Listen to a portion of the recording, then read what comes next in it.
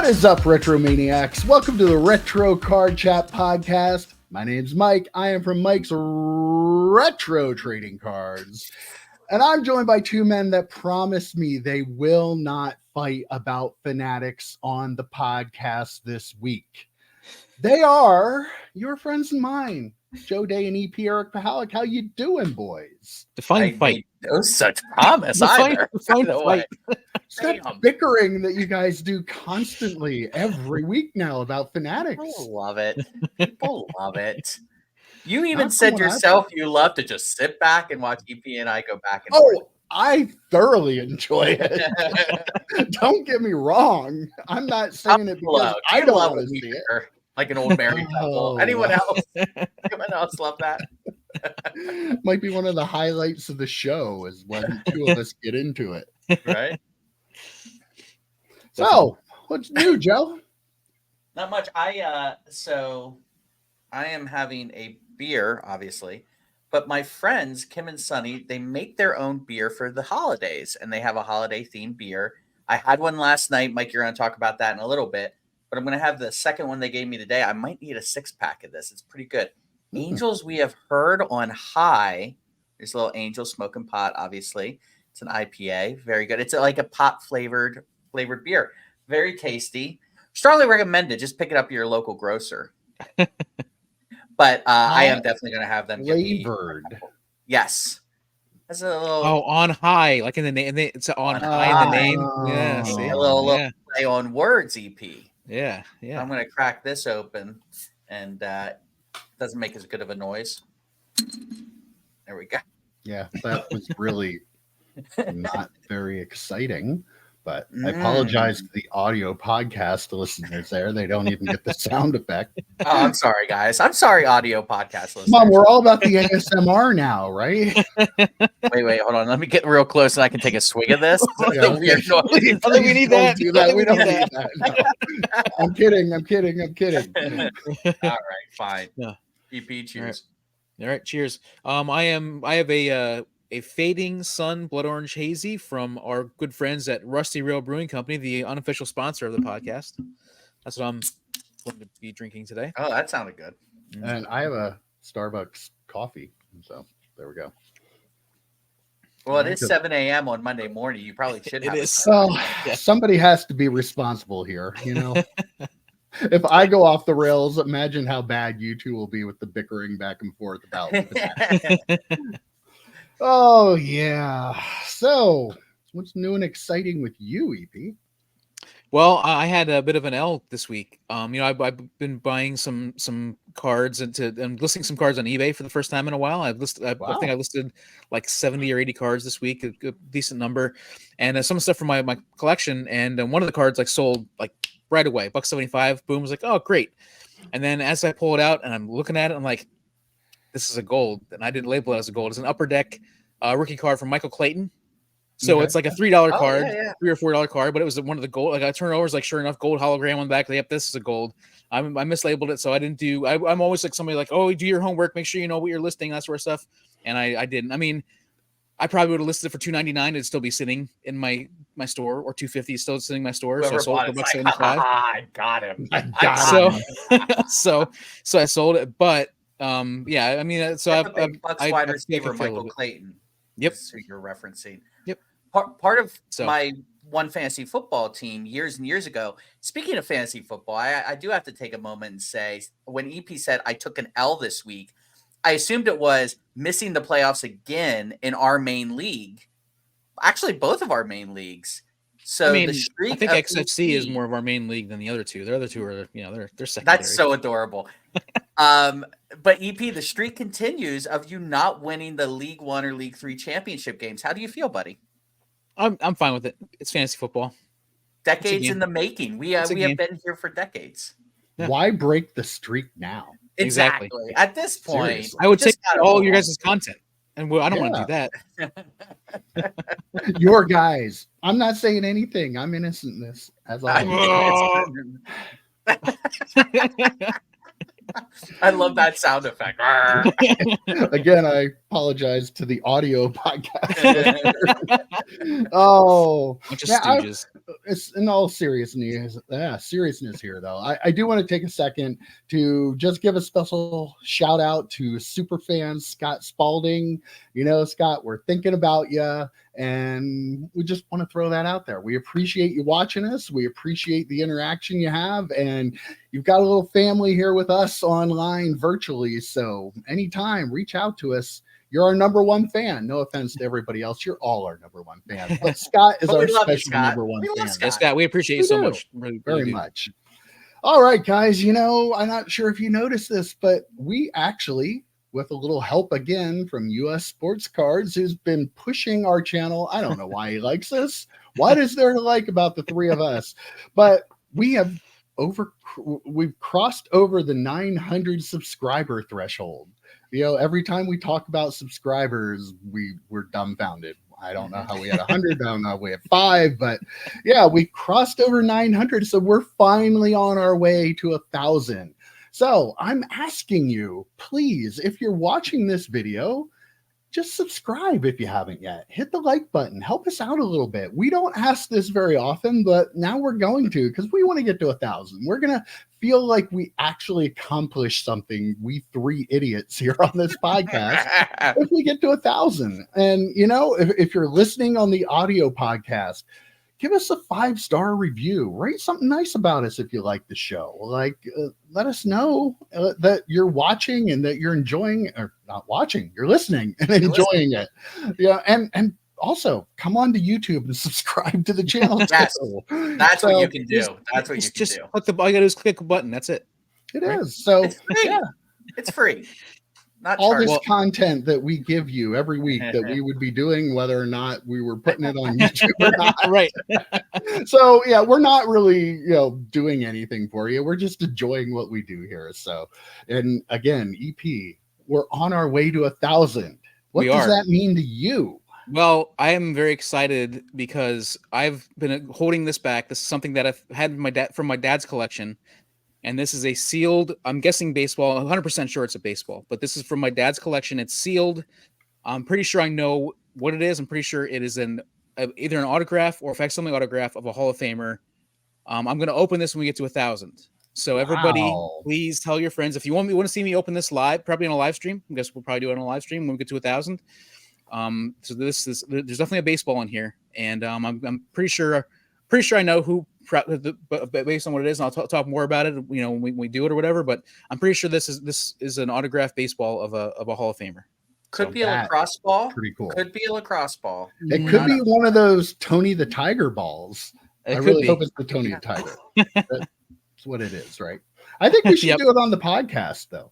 On the podcast, set it live. Yeah. Okay, yeah, I'm down. People that are supporting us. I remember way back in episode 1 when we didn't think anybody was ever going to watch us. So, yet alone that we'd be referencing that podcast that nobody would ever be watching, that we reference all the time. Wait, which episode is that again? Episode 1.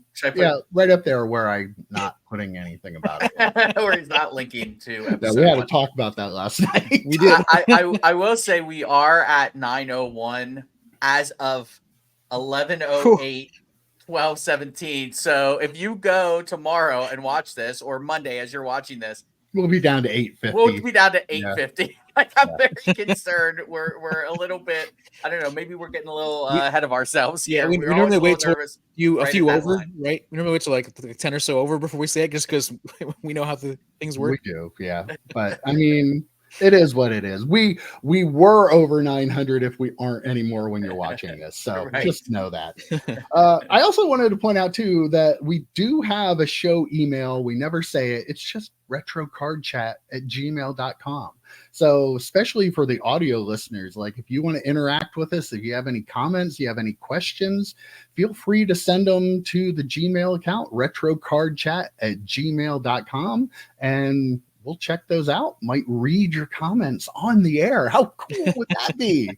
Oh, yes. We're doing all the handiwork we never do here. But I do want to talk a little bit about the schedule this week, because we have a very interesting episode coming up on Wednesday. First of all, we're going to have our Friday 3. Well, maybe it's a little more than 3 cards. Really? This week. Just spoiler alert.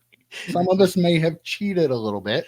All of us cheated. I Yeah, cheated we a lot did. more than We did others. kind of, yeah. So if you want to see 13 cards you need for your retro PC, that'll be dropping Friday morning. Check that video out. We have so much fun with that video. And, it's our newest video. We're trying to get some traction with it, but definitely check that out. But Wednesday, do not miss Wednesday, 7 o'clock in the morning, our special Season's Greetings holiday giveaway show. We, all three of us, have picked out a special little retro card prize package to give away to 3 different lucky viewers of the channel. As long as you are subscribed to the channel and you leave us a comment, we will randomly pick 3 winners for the 3 prize packs that we have made up for that video. That's going to be a lot of fun. I can't wait for that one to drop. I hope everybody enjoys it because I don't get super duper excited about the videos we record, but this one I'm super excited about. I was excited going through some stuff to pull for the giveaway. I'm looking over here. It's such random stuff. I hope people like it. I'm sure the people that watch our show they're going to love all of our picks. So I'm really excited for that one too. We're going to be recording it in about an hour. So we'll see how it goes from there. But I'm excited about the stuff I pulled. Yeah, me too. I kind of revealed a little bit of what I'm doing to Joe before you stepped away for a minute, Mike. So, but yeah, before we start recording, but it's fun. I never step away. I am always here all week long.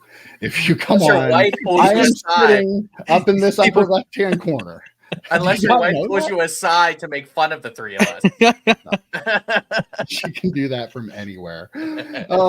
So I bought a big card this week.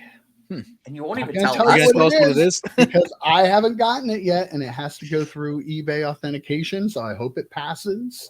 But yeah, so I'm probably not going to have this till between Christmas and New Year's, I guess. I don't know how long it'll take with the holidays here, maybe even longer. But is it graded or ungraded? It is ungraded. So you'll get it quicker because it's going down to Florida and then up. When you get graded cards, it takes forever for PSA to authenticate. I can't wait to see the people's guesses in the comments. Yeah, I was going to say, throw some guesses down there. What do you think I got? I am super duper excited to have this card. It's kind of a first for me. So, yeah, it's going to be very, and it's not Paul Heyman. Cool. You did. I will give the one clue. It is not a Paul Heyman card. So, stepping outside of my world a little bit here, but I am super excited. But I wanted to tease that a little bit, and when it comes here, maybe I'll open it up on the podcast in front of everybody instead of doing an individual video. Although I might cut myself trying to open up that box. But hey, content. Most views ever. Yes, definitely. Mike stats himself while revealing a card. I don't know though. Joe's views. Big steak knife is kind of that's true. Content. I'll bring the steak knife home. Yeah, and drop it off at your house over the holidays, and then you can use that. Yeah. Oh well, speaking of content, flawless first off the line collegiate football dropped this week. Joe, you were enjoying watching the Dutch auction. You kept messaging EP and I asking if we wanted to get in. It started at $2,750 a box and it bottomed out. $1,450 was the floor and it hit it, and I'm sure it didn't sell out at that price too. They usually pull it after a while, like once it hits the floor. Apparently not having 3 of the biggest rookie quarterbacks autographs on a product might be a little bit of a hit to Panini's bottom line. Yeah, this is now 2 straight big products that Panini has put out. This was both first off the line of this and National Treasures, both bottomed out at the lowest. This one was $1,450. I think National Treasures was under $500. Now these are collegiate products, so keep that in mind as we're talking. But 2 years ago, last year, 2 years ago, 3 years ago.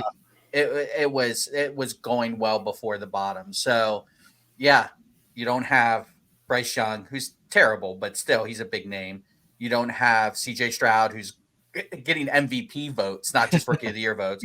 Will Levis, who's looked really good. The only quarterback you do have who looked really good at the start of the season is Anthony Richardson, who has been injured now for 10 weeks, so 8 to 10 weeks or so, and has been on IR. So even the big name quarterback in that product, you're going to get his autos, and they're probably the most valuable cards in there. But unfortunately, he's been out all season, so his cards have really taken a hit. So yeah, it's been pretty crazy. I feel like I'm going to say that I put National Treasures in the notes that I shared with you guys, because National Treasures and Flawless kind of sit in the same bucket for me. They're both these high end cards that I would never even think about trying to purchase. Like if that dropped another, I was going to ask you guys how much, if there was no bottom, how much far I think it would have dropped. Because I probably wouldn't even pay. National Treasures is selling for like $450 to $500 a box. Yeah, that's I'd have to drop more than $1,000 for me to even think about it. I feel like it might have gone under 1,000. I feel like 1,000 probably would have been a point where people that are in that stuff were like, yeah, I can't pass up on that for 1,000.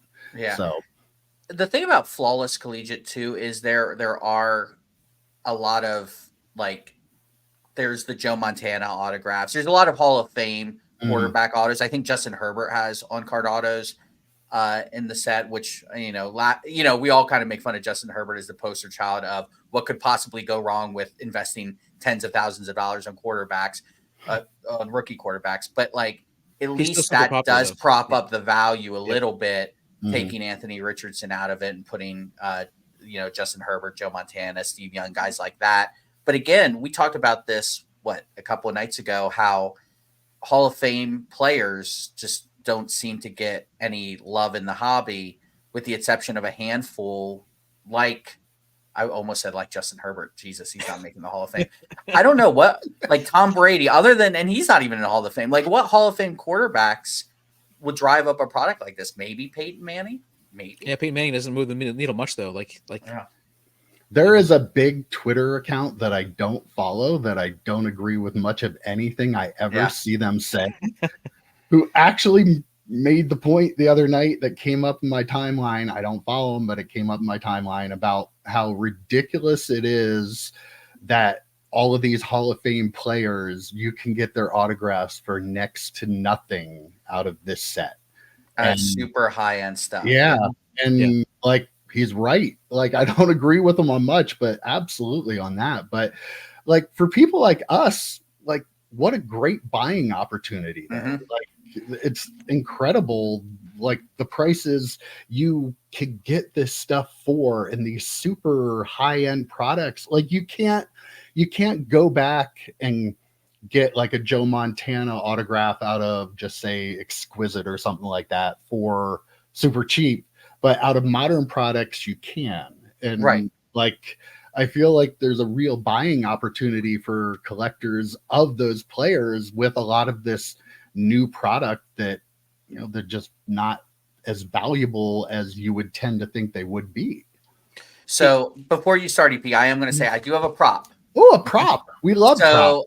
We apologize for the audio podcast. The audio, I'll describe it as I open it. But as I open up this prop, EP, you can make your point.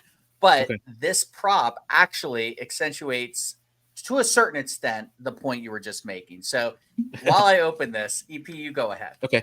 Well, that Twitter account, they brought up Torrey Holt. And he's one of those guys who is a favorite of all of ours, I think, and one of the players that was just an amazing player. And there are players like that are already kind of discounted, but then to get one of his cards in this product that's even more discounted is a really good. I mean, those are the kind of players you should be looking for in a product like this. I think he's one of my favorite players of all time. Makes me feel like I might start a new PC project next year, picking up some of these great players at next to nothing prices out of this. I think the example was $30 for the Torrey Holt auto or something like that. His cards aren't worth anywhere near what they you would think they could be worth, but like still, like he is so good. Yeah, he's not in the hall yet, right? He's not in the hall yet, right? I was just gonna say he's gonna be, but I was gonna make that point. As much as we agree with that Twitter person who none of us like to agree with, he's not a Hall of Fame player. He was wrong about describing Hall of Fame players. Yeah. So I just opened up my prop for the audio pod there. So this type of product, though, if you just wait and give it some time, you can pick up some really nice stuff, especially at the collegiate level. This is the RPA, the actual RPA of Kenny Pickett. I mean, I'm sorry, this is a beautiful card. You know, for those in the audio, it's a 3-color patch. Beautiful card. 1-card autograph, numbered out of 25. Okay. It's already been graded. This one came one of the sealed cards. So it's beyond just like in the box. It's in a sealed, flawless collegiate one touch. Okay. Numbered out of 25. They sent it to BGS, got it graded an 8.5, which for a thick card is pretty darn good. Mm-hmm. This card, now think about it. If you were opening up this product a year ago, this would be one where the people were going nuts, right? Mm-hmm. That's what you want to get last year. Yelling, let's effing go. They would be going crazy. I got this card for $80. Wow. Dude. Holy crap. $80 on an auction. Wow. That's 90 all in with shipping and tax and everything. For a 8.5 super thick card, 10 auto on card, Kenny Pickett. It's the actual RPA too. It's the numbered part of the set RPA. That's literally This is ridiculous. Like, that's why you need to stay away from products like this. Go and buy the singles. Like, don't buy them right away because, again, if this card was out a year ago, it's probably going for what, $500 at least. That's what I was going to say. Like that's one of those cards where when you open up that product, that's one of the cards that pays for the case or the box or whatever. This is right? one of the, like that's one of those cards you think it was. I mean, those cards haven't done that for a while, but I feel like people expect like $500, $800 for it, right? Like they expect to make most of the money back on that really case card. I'm not going to lie. This is a really we're going to have to. We have to go back and re-record our top purchases of the year. I had just bought this one, but I couldn't bring it up. It was just such a cool card. Auto's nice, and the patch is great. The auto's that's clean. A really cool card. The patch is nice. I mean, it's obviously a fake patch because, of course, it is. But it still looks nice. But I will say, like, Kenny is down for sure. He's injured, and he wasn't playing great. But again, like a year ago, this card was ridiculous. Mm-hmm. So just wait, be patient. Don't buy wax. I mean, especially this high-end stuff. You're not going to get your money back, and you're going to be holding the bag eventually. I mean, and this is the perfect example. I put a maximum bid of $88.88. His number's 8, right? I got it for less than that. It didn't even I didn't even have to I think I got it for like $79. It's just crazy how cheap you can get singles like this. And to that Twitter handle's point, just wait, buy singles. There's no reason to open up a product like that unless you're the ultimate degenerate gambler. Well, a lot of the people in this hobby are. Yes, they really are. More power to them. However they want to spend their money, it's fine with me. But yeah, that's a beautiful card, Joe. And got it from Triple Diamond. They actually packed it very, very well. So I'm gonna throw that out there. They have an eBay store. So did they pay you for that or? Okay, I'll that's cut how that I got out the then. card. That's how I got the card for you. I see how it is. Yeah. Cutting side deals like EP does. Well, another card that's worth quite a bit of money right now that may not be in the future is that card we talked about last week, the Tom Brady Bowman card out of the Bowman Draft. Their live stuff is being pulled. We're going to talk about it a little more this week because the 1 of 1 was pulled by a breaker on the very first day, like partway through the day. Yep. That card came out pretty quickly, though. As of yet, the $500,000 bounty number 12 out of 50 autograph with the inscription on it has, at least not that I've seen, which I'm pretty sure would be tough to miss if it was pulled. Yeah. I don't think it's been pulled yet. So I feel like our chances are higher of getting it. Are we going to buy a couple cases now? Is this the time to go? No. Are you sure? EP, let's buy a case. No, seems like a really bad investment in my opinion. How Maybe about a box or two, but how about though the 1-of-1 coming out in the very first day, like that? yeah, Like people that were still waiting for their boxes to get there, like you don't expect you're going to get the 1-of-1, but wouldn't right, it be nice right. to know that maybe it was still out there? At Yeah. least that's a good thing about the $500,000 bounty. At least there's something else out there for people to chase. Well, and I will say, I think we talked about this a little bit. The 1-of-1 probably is not going to be as valuable, right? Probably No, not. Yeah. Like, if it's just a normal auto and it's Mhm. 1-of-1 normal auto, we talked about this last week, and actually, I'm going to give a little shout out to Dustin, who's been kind of on this for a little while. He has his the sports card dad has that Drew Brees rookie card that's inscribed "Cool Breeze" or something like that. Like those type of cards are going to hold more value and be more of a chase, right? Especially if it's inscribed and in the product. Mhm. I mean, so a normal 1-of-1, that's awesome and all, but I'd rather have the inscribed one because that's a true 1-of-1. right. That's like he didn't inscribe all of them like that. That was more to me. That's more of a 1-of-1 than the actual 1-of-1, if that makes sense. There are an awful lot of 1-of-1s out there with foil on it that says 1-of-1, or Right. type on it says 1-of-1 and then an autograph, or whatever. But these are like personally inscribed, like a special inscription from somebody who, like, again, the greatest player, greatest quarterback of all time. I mean, it's hard to argue against it. And there's no anybody. Yeah. So I mean, yeah, I feel like I did hear though that there might be 2 of those 12s out there, like two different 12s from the set that he inscribed. I'm not 100% sure. I think the bounty's on the 12 of 50 though, right? Yeah, it's on the gold one. Yeah. Yeah. Well, if you do pull that card, apparently old Kenny Golden was, showing his face again and letting people know that you can send your card to Golden to have it consigned with them, and they will get it PSA graded for free, and they will sell it on the Golden Marketplace for no consignment fee.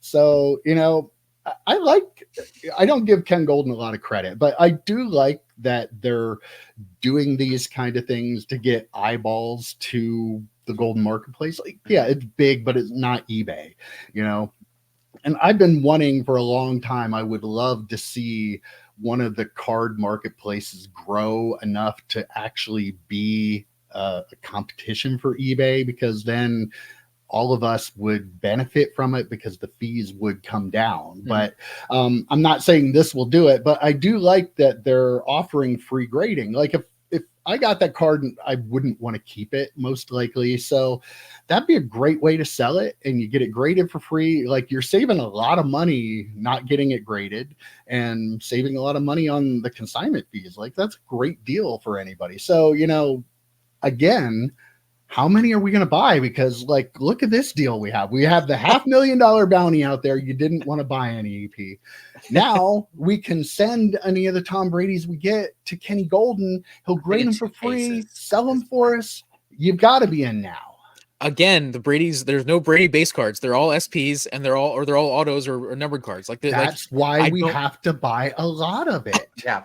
that's not a good case each. Like, what are we thinking here? I'm thinking like 5 cases each. You got to get 10 to 15. Yeah. Okay. That's fair. That's fair. Maybe at that level, we probably might have a couple of Brady's. Yeah. And then we can sell them for free. I haven't watched any breaks. I don't know. There might be a Brady case, but I'm thinking maybe not. Probably not. Yeah. Probably not. By looking at the prices of them, I'm guessing not. But I haven't seen any. Well, prices. that doesn't really matter. I was, how like, people are. Like, what's the base? What's the okay? Well, I brought this up and I did not do the research, and I saw what the number was. So look it up, Joe. I was going to say I'll start talking. EP's going to look it up. EP can look it up. While EP's looking it up, I'll make a couple of my points here. So I'm pretty sure I've never bought anything from Golden or one of those online marketplaces. There's a buyer's premium. Mm-hmm. So that's money that Golden gets, right? Yeah. Okay. So it's basically not like the buyer is paying the fees instead of the So if there's no consignment fees, I'm guessing they're still getting their buyer's premium. So it's not like they're doing it completely for free. They're doing it for free for the seller, but the buyer is still paying a buyer's premium. I do like the EP's face. Is EP? You found some stuff? I did. Okay, base I'll SSP turn the floor back. I'll turn the floor The base back. SSP $1,200. There it was. I knew it was over 1,000, but I didn't know Yep. exactly what it sold for. And here's one. Yeah, that's our best offer. And then there's one here on auction at $998 with $15 shipping. The first one that popped up, I was like, oh, is a true red 3 of 5, $35,000 our best offer. There's a gold refractor auto 48 of 50, not the 12 of 50, 25,000. And that actually seems like orange, a steal. And orange to 25 for $40,000. Buy it now. So a lot Which one are you buying, EP? I'm not buying any of those. So yeah. How much is a case of this product? You know why he's not buying any? Because he's in on buying the cases. We're gonna pull them out ourselves. That's a good point. The tops. I mean, come on. We could pull like 20 of them out of one box. You never know. True. And a puppy. And a puppy. Absolutely. Don't forget the puppy. In line with the Tom Brady card, Topps also did something else this week. They released a Bill Belichick Topps Now card, and there are autographs in that. And he has one that he inscribed that Tom can hit, but can he throw? So they're continuing this little facade, this little dream world where Tom Brady is a baseball player by having, I was actually kind of surprised that Bill Belichick did this because A, this does not seem on brand from him. Yeah. And B, when you listen to the Michael Rubin podcast that he was on with Bill Simmons, you could tell that Bill Belichick and Tom Brady didn't get along, and Robert Kraft, because he was talking about Robert Kraft holding everything together there. So I was actually a little surprised by this. Again, I don't have a problem with it. I think it's kind of neat. It's not for everybody. I was tempted to maybe buy a couple to see if I got it. I admit it. Card you bought? No. I bought an expensive card. These weren't that expensive. I did text you guys and said the same thing, where I have never purchased a Topps Now card, but like this, just because of everything around it, like you said, and like I never would expect Bill Belichick to do something like this. Mm-hmm. Like all of that, like I thought about buying some just to see if I could get one of the autos or just to see or whatever. Like I've never bought a Topps Now, but this one, of all the cards and all the history of Topps Now, is the one that made me think, you know what, this would actually be kind of a cool. If you actually got one of those, it'd be kind of a cool card. Yeah, and it's done in the 87 Topps version, so it's really cool looking. And he's wearing an Expos outfit, which cracked me up. I saw this, and I remember screen capping and sending you guys being like, "This isn't real, right?" Like, I thought it was fake. I did too. Yeah. I immediately went to Topps Now because of how ridiculous it was. I went to the Topps immediately and searched their Topps Now listing, and of course it was like the very top or whatever. What was it, like $8.95 a card, right? No, it was $8.95 for like 10 cards, I think. What? No. Yeah, I think it was like a piece. I think it was $8.95 for 10, and then if you bought more, it was. That's such an EP fanatic stream. I'm right? pretty sure. I think they're giving them to you for free, Mike. But I do like you don't get the autos aren't like you get like base cards. Right. The autos are like an insert, like you have to get. But they're randomly, so like if you buy 20 of them, you open them up and you have a chance of pulling the autograph, right? That's I believe that's how they do it. So that I think that's cool that they do it that way too. Like unlike Panini, who sells like the numbered autographs at a different price, I think it's kind of cool that like Topps Now did this where you can pull the auto out of one of the regular. Well, it's like e-packs kind of out of Upper Deck, right? I mean, you buy enough and you open them up, and you potentially could get like a really short numbered card. They just don't sell. They actually send them to you though. The Topps Now cards, like you're buying a physical card from them. Okay. But the e-packs, you're opening the pack digitally first, and it goes into your digital portfolio, and you can have them sent to you. But like, not all of them are made up right away too. Like I bought some AEW ones, and I just got notification that they were available to ship now. So like, but like the Topps Now, you're buying the actual card, and they're sending it to you after they print them up, and they print to based order. On based on the orders. Yeah. So that's kind of cool. And they've also did you see the Tom Brady commercial? I did. I mean, we got Tom Brady. Like they're continuing the fantasy world where Tom Brady was an MVP caliber baseball player. They have Pedro Martinez, Larry Walker, and Vladimir Guerrero sitting in the bar watching the commercial where Tom's selling cars at his car dealership. Like, come on. I mean, I don't care where you are in this. That's fun. It was fun. I enjoyed every second of it, you know, especially the little line about, you know, but they lost to the Giants twice. I'm Twice, sure right. Love that. Yeah, that was perfect. And Eli Manning's response video. You saw that, right? Where I did not see the Eli. Oh, he dressed himself up in a San Francisco Giants I did see that. uniform. Okay. And like, yeah, so good. Like it is a lot of fun. And you know, again, it is gonna bring eyeballs, whether this is a gimmick or not, and it is. Clearly it's a gimmick, but they're all in. They're all in. Yeah, I love it actually. I thought it was great. I thought it was fun. And also like I thought the commercial was fun, and then they show those Hall of Famers, like you said, the Pedro and Vladdy and Larry Walker. I was like, I marked. I was like, oh man, like that's so perfect. It's such a good job by them, because I mean they could have gone any different direction with to bring those 3 Hall of Famers in there and like that for the former Expos. I loved it. So I love the car dealership thing, because that's always like a trope with old baseball players. There's a car dealership. But I also was like, how late was Tom Brady out the night before that his alarm goes off at noon 12? Like 12:12. Did you see that at the end where his alarm goes off and it's 12:12? I'm like, what was Brady doing up all night that his alarm is set for noon? Come on, man. Hanging with Gronk again. He was hanging with Gronk. That's what it was.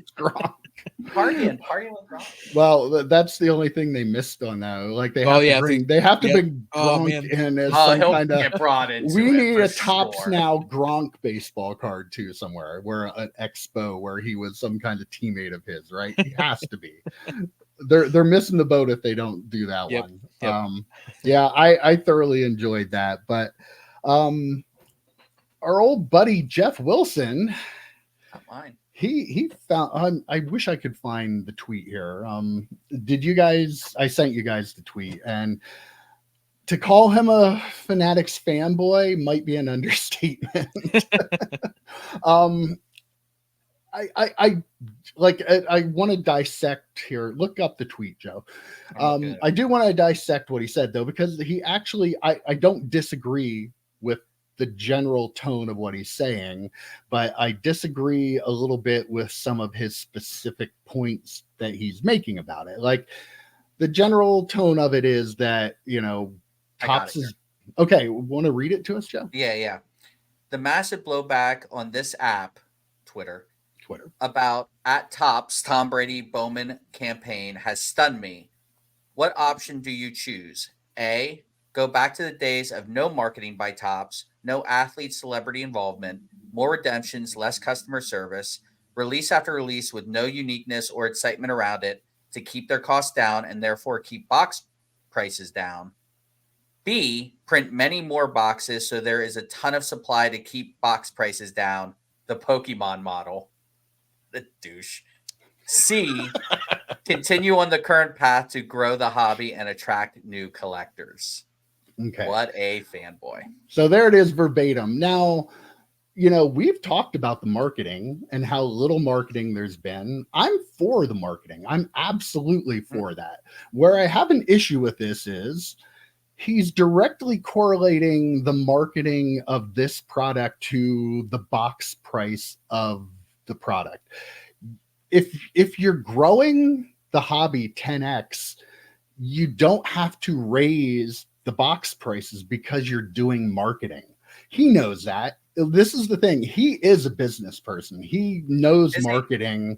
He's full of shit when he's talking about like the specific marketing of this product, like in direct. They're apples and oranges. What he's talking about there, like marketing is an overall cost for the business. It's not specific to any one product. It's across all your product lines. And if it's if you're engaging more customers to come into the market and growing it, you're going to increase your revenue by spending that, and you're going to make more profit. He's like using the marketing as a way to play off that the fact that some of this stuff is really expensive. I know EP, they have cheaper stuff, but some of this other stuff is really starting to get up in Panini territory. And let me finish. It's getting ridiculously expensive. Don't go back a year, but go back 5 years and stuff, and like see the price trajectory of what the stuff is costing. Yes, some of the lower end base stuff that they have out there is still cheap, but the rest of it, if you have a couple products that are cheap, but then everything else is rising, it's still going to be a problem for the hobby, because wax is already too expensive for people to buy. This is all because they're putting out stuff to breakers. Like the Tom Brady product being in the product was a boom for breakers. Like this is what we've been saying about the hobby. They're going to turn it into a gamble. They're going to grow it, not by having a whole bunch of people coming in and buying boxes and having fun and putting sets together. They're going to do it by feeding the breakers all this unique product that tons of people are going to gamble on the break spots to try to get that, $500,000 Tom Brady card. But Geoff Wilson is full of shit with the whole marketing being directly related to the box price thing. That is not how it works. Like, it's not why Bowman Draft is expensive. It's expensive because they know that they're going to sell it because they put this gimmick in it. It's not more expensive than it was last year or the year before or the year before that. It's like 3 or 4 years. It's before Fanatics even bought it. It was the price on the draft was elevated. So I think since there was a boom during COVID when everything went up, it hasn't gotten really, like, what was it before though? What was it 2018, 2019? Like before the boom? Check those prices. Like, but I'm sure it wasn't what it's selling for now. Sure, no, but I mean, I feel like a lot of people are like reacting as though this is the first time that Topps has put out a product that's expensive, when that's not the case. That was my side. It's like, I feel like he's reacting like a lot of people on the internet. It's like, oh, look at the prices now, but the price is the same as it was last year. So, and not that it's correct, but the thing that really upset me about this tweet was that he is giving them permission to keep the prices like this and to raise prices even more than they are right now. Like he's giving them an excuse. Right, he's giving them an excuse. He's out there doing PR for them. Right, he's influencing all these people, all his followers. Yeah, yes, yeah. Absolutely. That's my problem with it. And that's why I'm saying, like, the marketing and the box prices are not directly correlated. Right. They're like, I will have him on and we can debate that all you want to, because I understand marketing quite a bit myself too. That's what my schooling background is. I've run businesses my whole life too, so I do understand marketing a little bit. Like, you can also sell more different products at a lower price and make money on it too. Like, it doesn't have to be you take 1 or 2 products and just like have these high price points on it. Like, there are multiple ways they can grow the hobby without box prices having to be ridiculously expensive. And that's my biggest issue, because he is defending that. Like, clearly he had, as Joe said, you can tell he had a Topps card made of him. He's not going to say anything. We don't know how much he's being paid by Topps. I would assume that he is on their payroll, that he's probably one of the people that they have sponsored to go out and talk. Like, we know, going back to episode 1, Michael Rubin talked about influencers. So do we think Fanatics isn't paying the biggest influencers in our hobby? Everybody knows they are. That's why all those people always seem to have nice things to say about Fanatics. Some people make a lot of money by doing that. Others, we just try to keep it real. I have no comment. I do have one more thing to say. I feel like I think that myself, what the bounties that have been put out, like the Lord of the Rings 1 of 1 was like $1 million. Is that what it was, right? I think. And then we got this $500,000 Brady one. And a lot of these bounties are being put out by like David Adams Card World and stuff. So you think they know they're going to make more than their money back. They're going to, how much, I'm trying to think about how much money these distributors are making off these products. And then you think about going back even further, how much Fanatics and Topps and Panini are making off these products. it's mind boggling to me to think that these companies can just throw around $500,000, $1 million because they know they're going to make that money back like so much. It's ridiculous.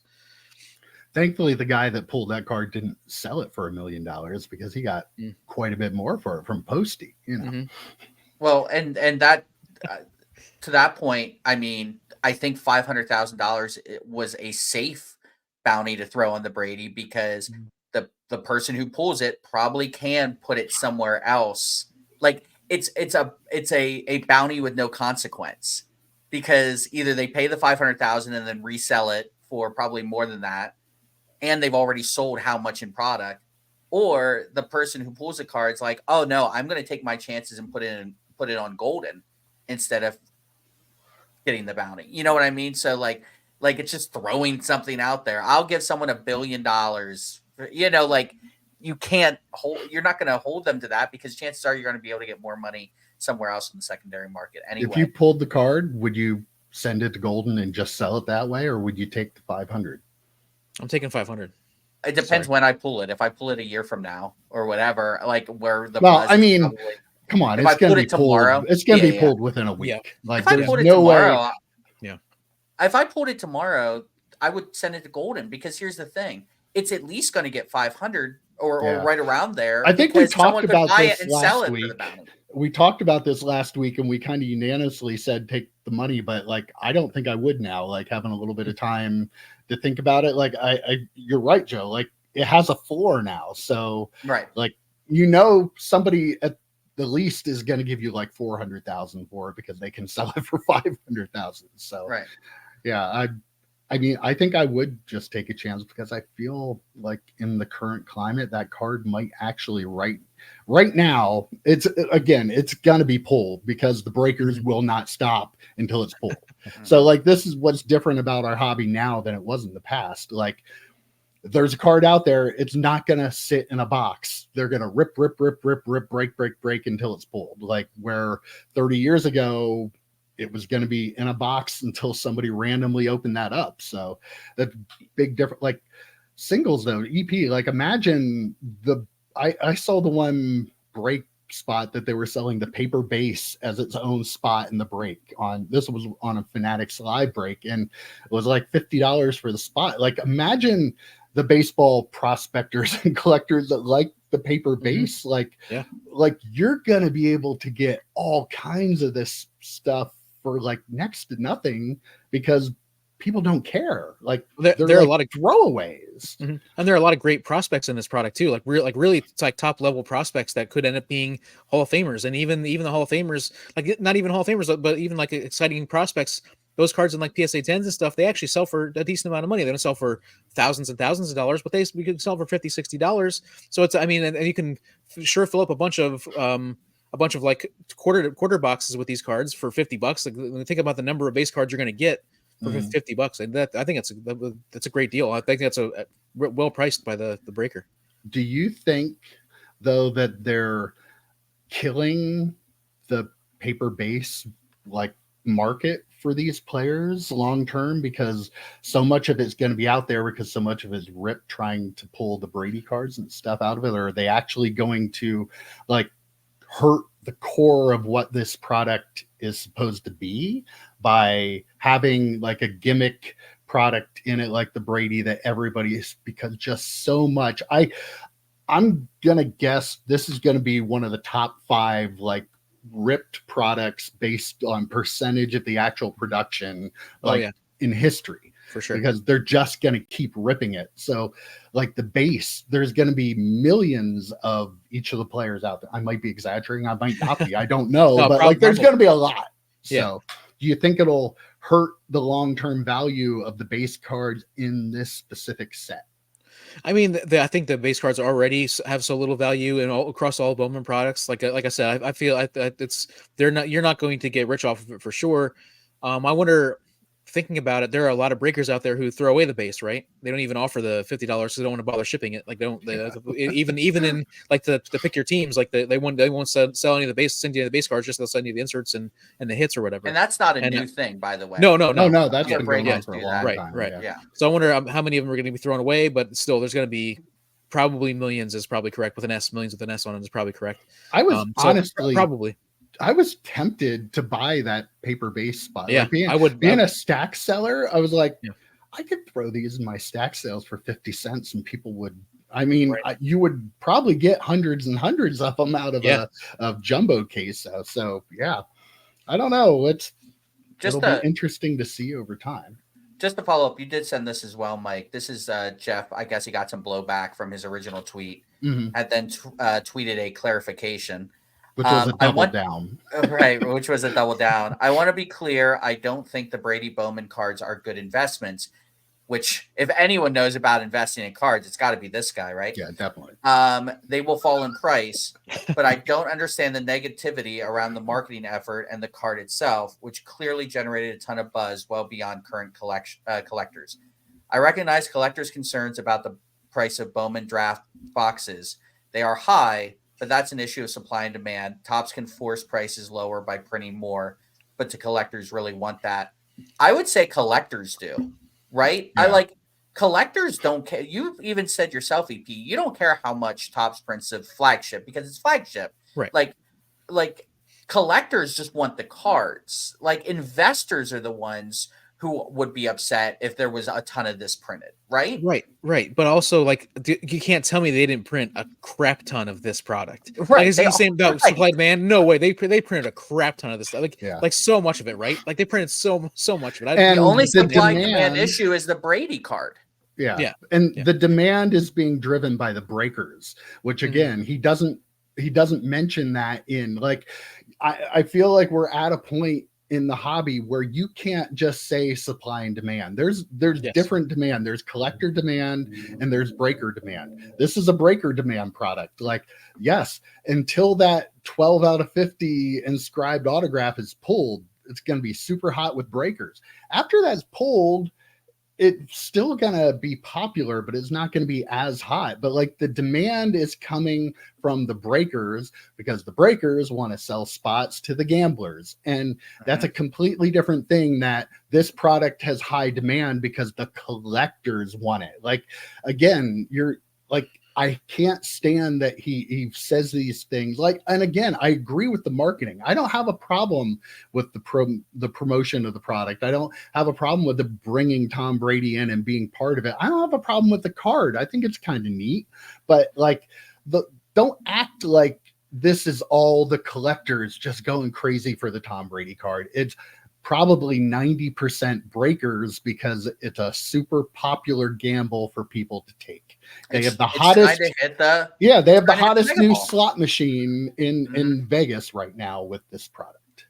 As a non-breaker, I'm excited. I'm interested to see how far the prices drop after the Bradys get pulled on the boxes, because I would love to get a box, because there are, like I said, there's a lot. Yeah, but you're a collector that won't buy a box because of the price. Right. And you're a collector. Right. Because the price is way up because of the breakers. It's yeah, sure. What did I call it a couple of weeks ago? Gentrification of the hobby, right? Like people are moving in term for it too, on a product that they normally wouldn't be involved in, but they're going to throw their name into a break, and it's going to drive up prices. Same thing happened with Magic. Same thing happened with, we talked about this when it was the Upper Deck Connor Bedard rookie card was coming out, the SP preview or whatever.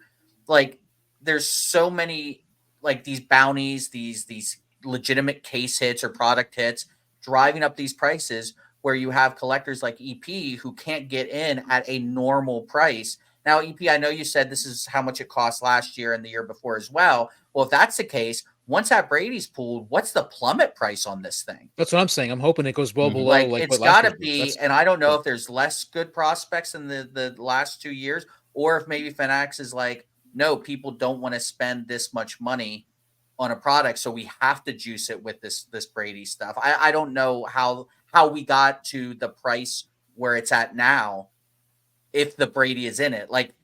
If the boxes were what'd you say, $800 or the same? Let's just say for easy math, $800 the last couple of years, right? So the last 3 years now, including this year, they're $800 a box. How low would this product be released at if Brady wasn't in it? It'd be the same price. I really think it'd be the same price. Just the prospects are good.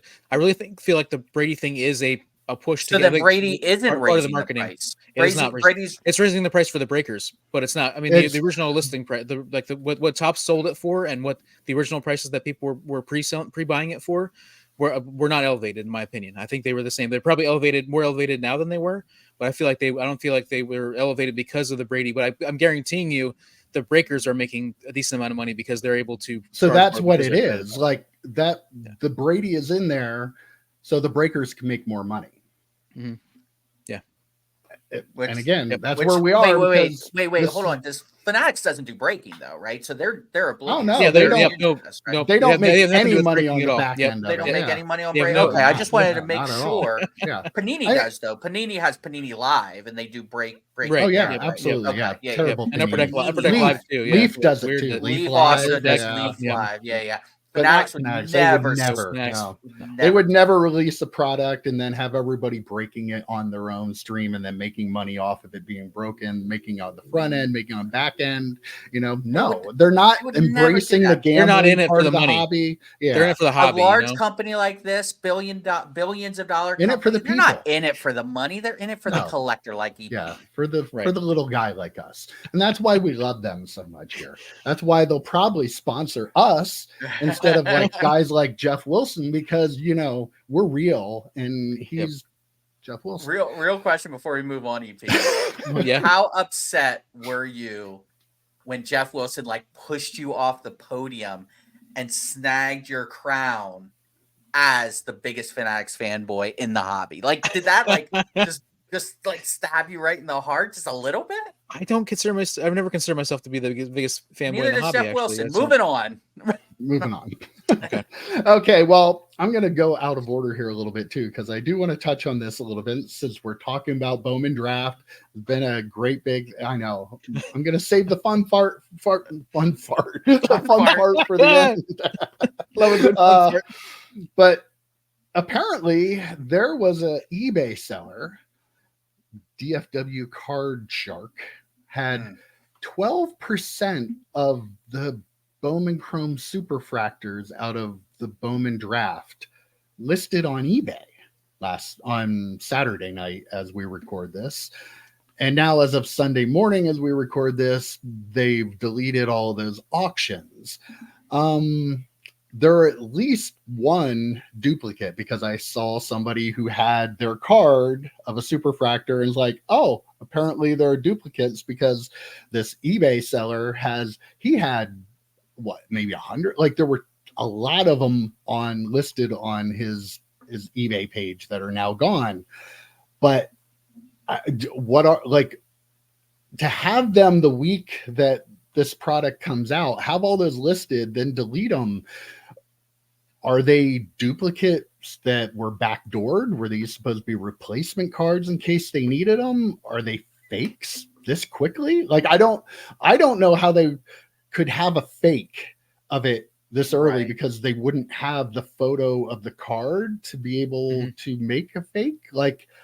Something nefarious is going on here, and there aren't many details at the time we're recording this, but I did want to bring it up because there's something going on, and whatever it is, Fanatics needs to get out in front of this and let people know what it is, because again, we have a product that had 95 one-of-one duplicates in it before. Now we have a seller in that product line coming out that had all this stuff out there. What are your guys' thoughts? Do you think they're fakes? Do you think they were maybe somebody backdoored some of these out of the plant where they printed them? I don't know. What do you guys think it could be? Yeah, and I'm looking at right now. I'm looking at his eBay store. What's his feedback? Oh, I was gonna say feedback. I was gonna say what was the feedback? Yeah, okay. 100 positive feedback, about 2,000 items sold. So he's not a huge seller. He's only got 700. He or she has only got 729 feedback. I don't know. Does he know someone at Fanatics? Where did it's not like he just has Fanatics. This is all Select Prism stuff. They're all Select Prism numbered out of 5. Oh, that's true. I noticed that. Yeah, he has a ton of those too. I don't. Like, does this dude have the hookup? Like, who's dipping and giving him all these cards? Like, there's no way someone with that small of a eBay store, right? Only 729 feedback left and only 2,000 items sold, has access to all of these cards. Where are they coming from? And interesting though that like they were all listed. People started going, "Whoa, why does he have so many of these?" Next morning, they're gone. Like, I don't know. Again, I'm sure you're going to be watching a lot of content about this week from everybody on YouTube, but rightfully so. Like, again, well, why can't we have a release of a Fanatics run Topps product where there isn't some kind of what's going on here moment with it? Like, I just want to know why. I have no idea. I mean, there's been so much stuff. I mean, maybe it's because they are producing maybe more than Panini at this point. Like I'm sure they're producing a lot of product, right? A lot of cards. So if there are more cards out there, there are more chances for stuff like this to happen. And you wonder if there's something going on in, like, if these were backdoored. Again, we don't have any sort of, like, we don't know for sure any of this stuff, but yeah, we don't. Like, if these were all backdoored, I didn't realize that all those selects were all out of 5. And like Joe said, there's no way. There's just, I mean, the ultimate fishy smell here. Like, there's something going on, especially the fact that he pulled everything down.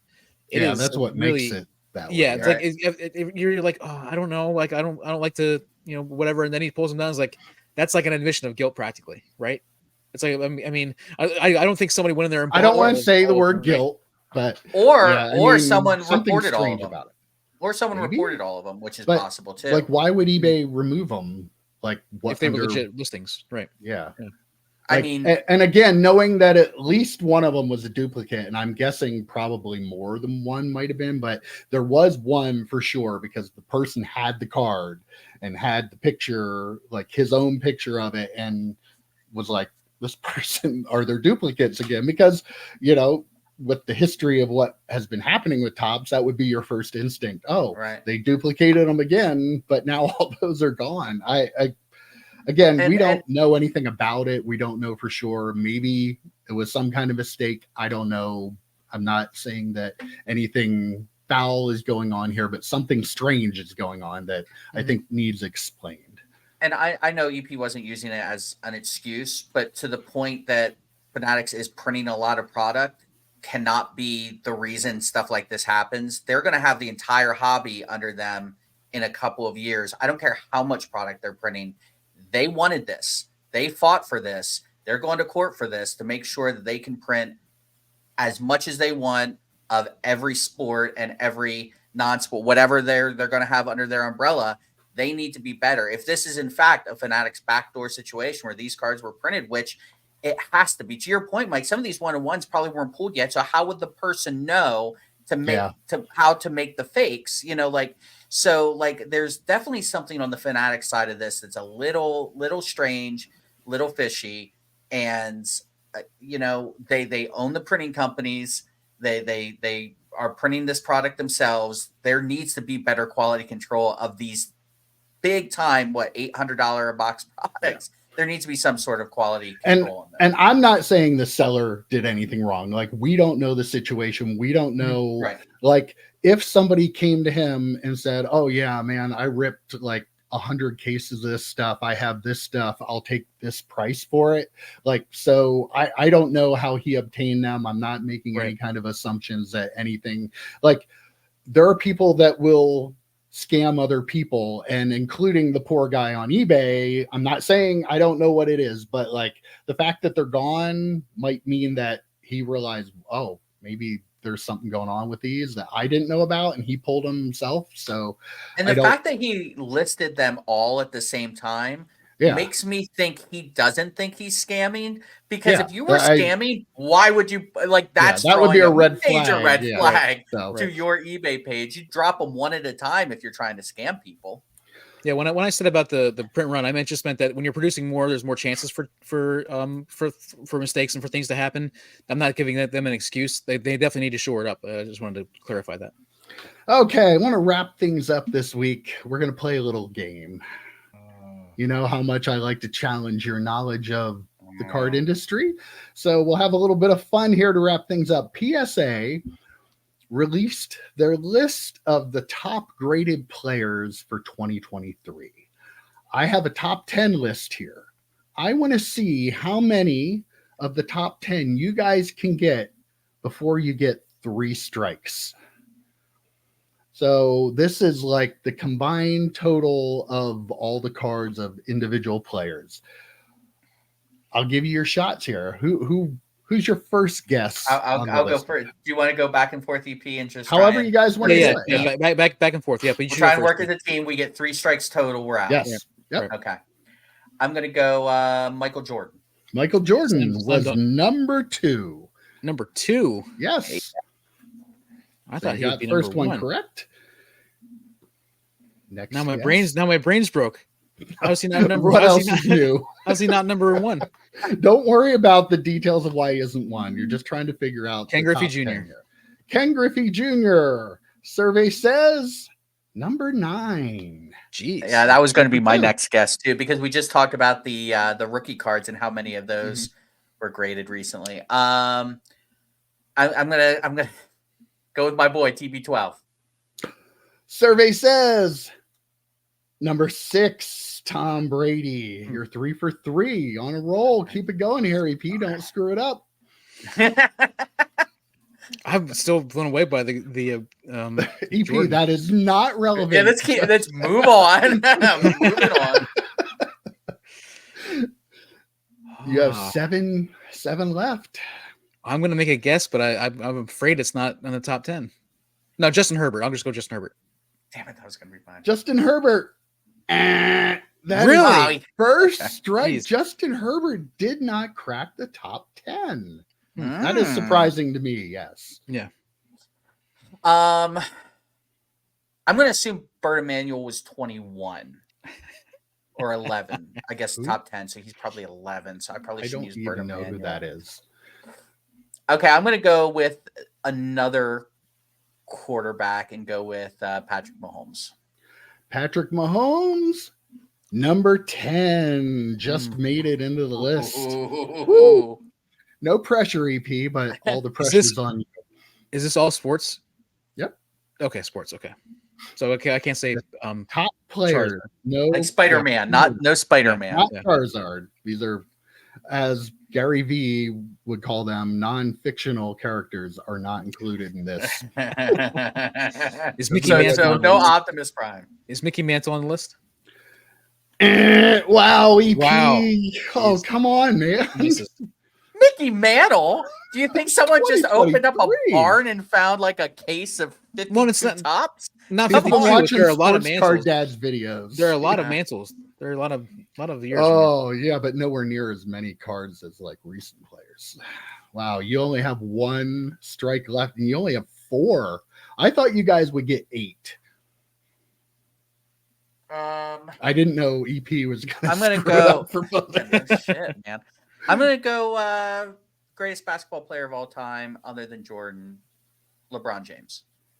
Number 8. Look at Joe dropping the basketball knowledge on our viewership. God, I just want EP to lose it for us. Like I don't care how good we do. You now have the number 1, 3, 4, 5, and 7 left to determine on the list. Who's number 1? How have we not got number 1? What are we not thinking of? Don't say we. I've gotten all my prices. He has a point.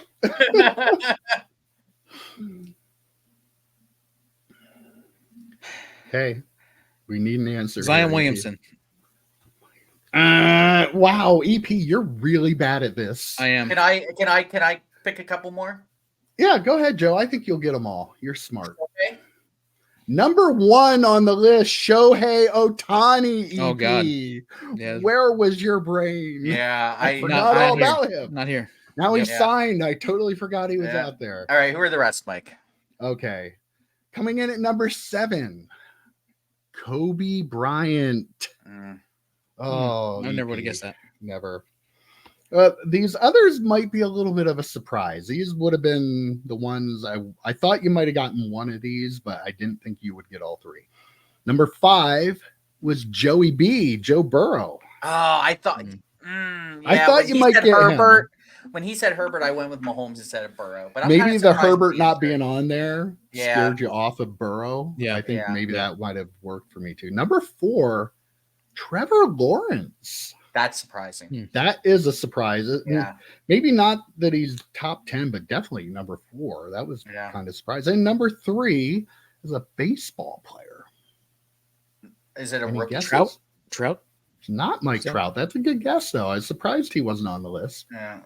Acuna. It is Julio Rodriguez. Wow. Was number 3, but that's a pretty interesting list there. Like the fact that Patrick Mahomes was all the way down at number 10 was a little surprising. But I mean, rookies replaced those less guys. Cards were made of him, probably. That's true. Yeah.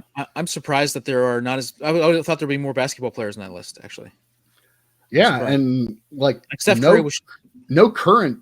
Well, LeBron's current, but like LeBron, Kobe, and Michael Jordan are you're talking like 3 of the all-time GOATs of the NBA, but none of the current players outside of LeBron, which is a little surprising for as popular as basketball is. Like considering Wemby just beat LeBron, but he doesn't have many cards, right?